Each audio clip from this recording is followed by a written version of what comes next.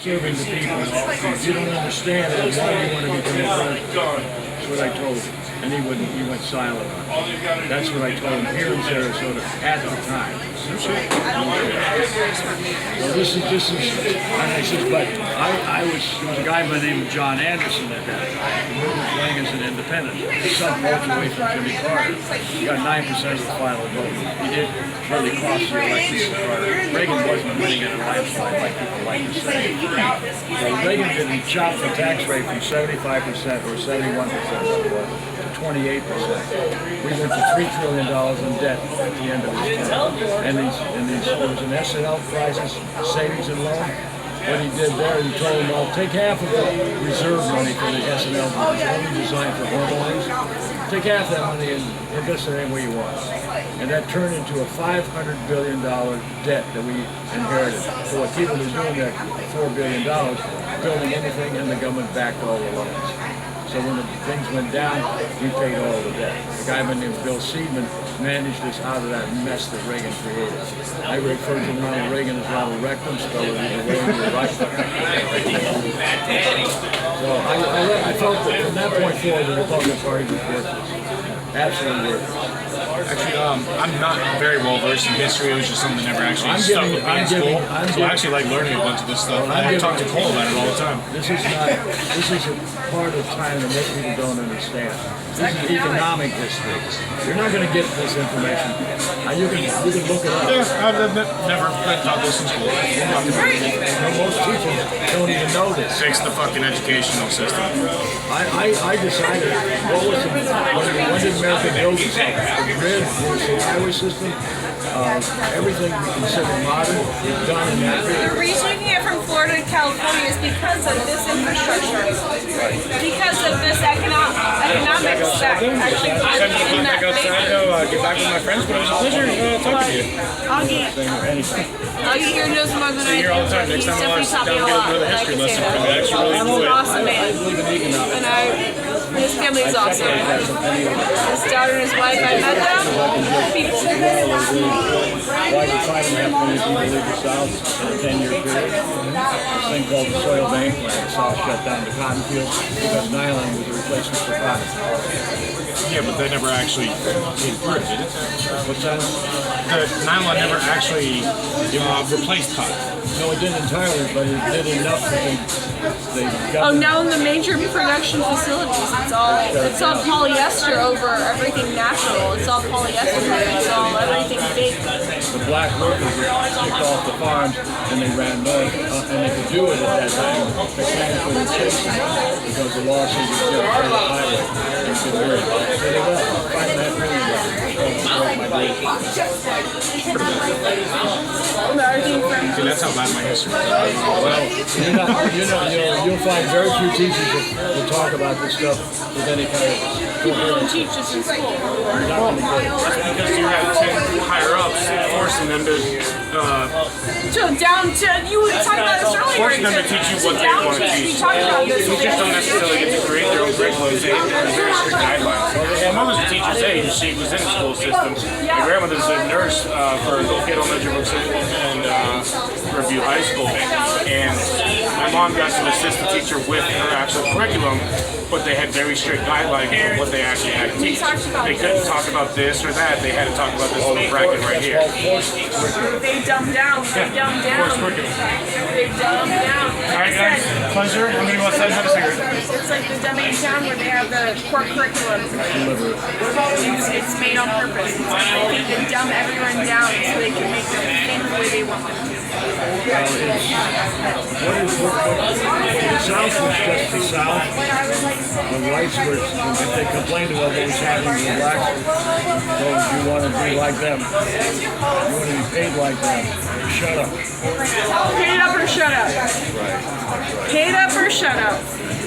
But I would rather, I'm the kind of person like I traveled in the South for 10 years from the North. Between 1960 and 1970. Twice, 3 times I'll be right back to that. But I went through all, I decided when I moved south, I didn't know where I wanted to possibly live. And the only city that I felt was somewhat civilized, still problematic, was Sarasota. looked at Miami, I looked at Jacksonville, I looked at St. Augustine, and I thought this is the best Everything's so gentrified now too. Also, right now it's so gentrified where I'm not gonna lie, I was missing one of the parties at like Grayling parties, and it's very like woo woo woo, need hippies. But those kids are rich kids. But those are also a lot of rich kids. I ended up going to UCF, paying my way through college with my job. I had paid out of pocket. I'm really lucky. Like I got through my entire degree out of pocket. You were going to go to the Khan Academy coach, right? Oh yeah, no. I actually, like I said, I already looked into it, and I'm looking into it just like chemistry and everything, just to get myself into looking into my things. I want to go into the cell biology. When you go in that direction, all the other universities already respect that. Yeah, just to have experience, to have some kind of knowledge. That's called OJT, on-the-job training, Yeah. on-the-job education. And so you're doing that, and that's Because I can bartend what I want, I can make all the fancy drinks I want, but I want to actually help people. I don't want to just bartend, I want to help people. I want to help them get through their trouble, whether it's a psychiatrist or I actually, like I said, like I looked at cell biology. I was like, that's cancer. I was like, that's helping people get through their lives. It's getting them through their. you were a good heart. I want that. I want that for people. You know that. I want that for people. I want to make people feel better and do better. You do know that when you understand economics, it comes this bigger picture. I don't want people to spend money. I want people to spend money. I don't want people to spend anything. I want people to be better. The thing to understand about that is, why am I talking about high taxes on the rich?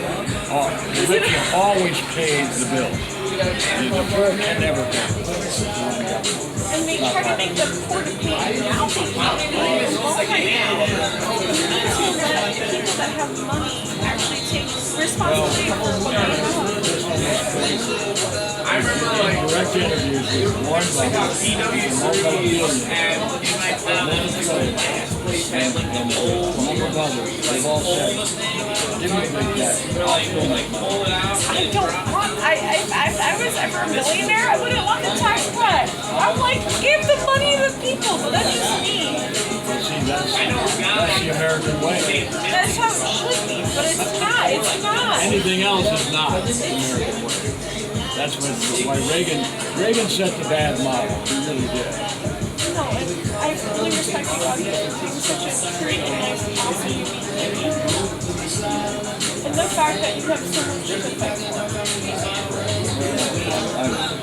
I did the show, the television show at 11 or 12, and so that was 8 years, right? And they did about 300 different interviews with local people and other things as well. And some of the old shows were putting back up front again, the human trafficking thing, the Muslim thing. The human trafficking And then literally hurts my heart to even hear about it. It hurts my heart. But to find someone that actually cares that much. And I didn't expect to see you here tonight. No, I didn't either, but I just saw you here. I saw you talking to Snoopy, and I saw you the other week. You're really great, and your passion and your sincerity is heartfelt. I can see that. So, no, don't be embarrassed about that whatsoever.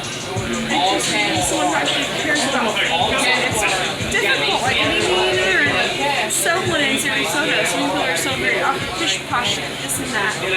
It's not easy to meet people around Sarasota. They just want money, they just want acknowledgement. It's not about that. It's about actually making change happen. And Well, when you get a grip on things, now once you realize what I told you about this 45-year period, you look into that time and see what else happened in that period. Because that's what learning like the art history started, like seeing like the entire Oklahoma and everything that happened over there. Like I remember learning about that art, and they had the artwork at Ringling for a little bit. I can actually talk about that artwork and going, I can explain why this artwork explains what happened in the Dust Bowl.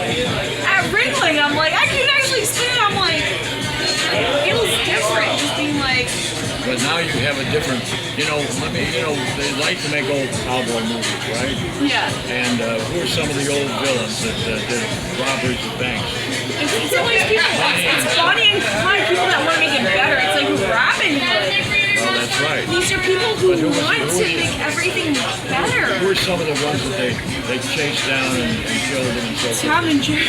Well, but I mean, no, not the cartoons, but you know, but I'm trying to think myself. I was trying to think Wyatt Earp and all these guys.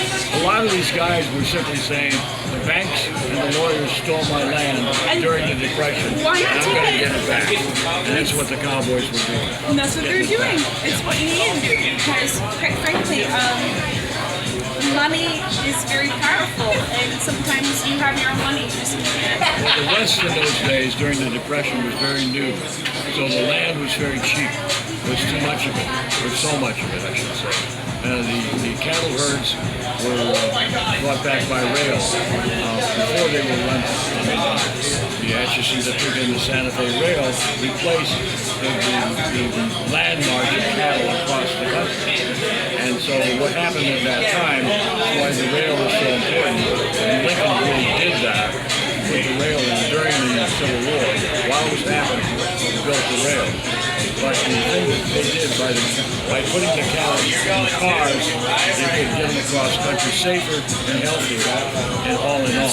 But when they before that time, when they would bring their cattle across the land, if there was a little pond somewhere, the landholder would put a fence around it, and they had to pay to go through that water to get a drink.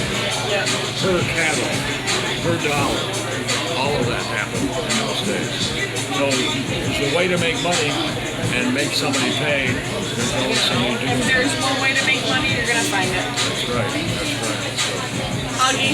Well, thank you so much, Anna. Thank you as well, Augie. I look forward to seeing you again. I'll be at work tomorrow and the day after. So Maybe I'll stop over. hey, I'll get you your Merlot with some hot water. I got you. I got Thank you again. All No, right. and your daughter Christine, that's her name, right? That's right. Awesome. I've met her, and you have an awesome family. I wish the best for you. I really do. I really do. I've been here since I went bowling with my friends.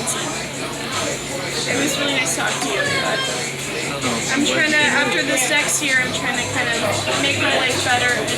Well, come over and stop at the studio and look at my other artwork. I saw the card, so. But I mean, Augie Schmidt. yeah, but that address is not Gateway. I know. It's the YouTube address. Yeah. It was on the key. She has the key. I sold my house this year, and I moved to my studio there on Gateway. Just come over to Gateway. You can miss the sculpture. Just knock on number 18, and you can connect. Here's to you again, Augie. Hopefully I'll see you this weekend, or if you're your daughter, your family soon. I'm gonna. Okay.